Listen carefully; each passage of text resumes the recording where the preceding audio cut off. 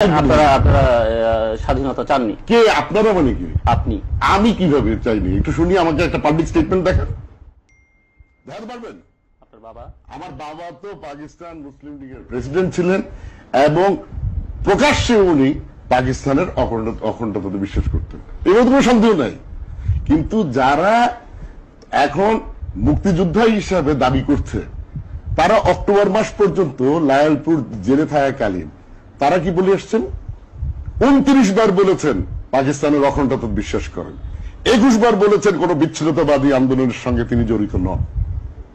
তো আমার বাবাই দোষী হয়ে গেলেন? আমার বাবা শেখ হাসিনার বাবা হয়ে গেলেন বীর উত্তম, আর আমার বাবা হয়ে গেলেন বীর অধম।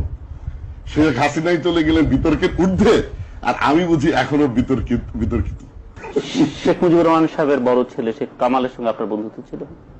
হ্যাঁ, সম্পর্ক ছিল। এমনকি আমার বাড়িতে রাতও কাটিয়েছেন লন্ডনে এই স্বাধীনতার পরও। সেই সম্পর্কের সূত্র ধরেই আপনি তরতর করে এগিয়ে গেছেন, মানে একের পর এক, মানে আপনাদের কোনো সমস্যা হয়নি? কিরকম সমস্যা হয়নি? কোনো ক্ষেত্রেই? এই যে আমার বাবার জানাজা পর্যন্ত আমাকে অ্যাটেন্ড করতে দেওয়া হয়নি, সমস্যা হয়নি। একটা রুমের মধ্যে 18 জন সদস্য, আমার পরিবারের সদস্য মাটিতে শুয়েছে দীর্ঘ 3.5 বছর। আমি যে বাড়িতে থাকি সেই বাড়ি দখল করে রেখেছিল কে? সমস্যা হয়নি? সমস্যা সম্বন্ধে আপনারা কি জানেন? আমার বাড়ির প্রত্যেকটা ফার্নিচার লুট করে নিয়ে গিয়েছিল, আপনি জানেন সমস্যা হয়নি?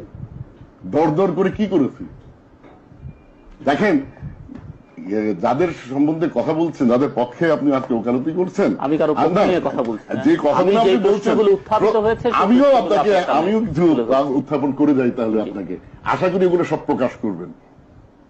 দেখেন, যে পরিবারের সঙ্গে আপনি সম্পর্কের কথা বলছেন, ওনারা তো ধর্ম নিরপেক্ষতার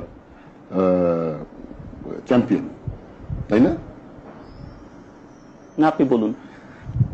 না, ওনাদের প্রকাশ্য আওয়ামী লীগের ইয়েটা কি, ম্যানিফেস্টোটা কি? ধর্ম হতে ধর্ম নিরপেক্ষতা মাত্র। আরো একটা ব্যাপার আছে, পেশায়ও কিন্তু সারা জীবন কিন্তু তারা ধর্ম নিরপেক্ষ ছিল। আমার বাবার একটা পেশা ছিল, আপনার বাবারও নিশ্চয়ই একটা পেশা ছিল। কিন্তু যারা এখন এসব বড় বড় কথা বলেন, তাদের নিজেরও কোনো পেশা নেই, তাদের বাবারও কোনো পেশা ছিল না।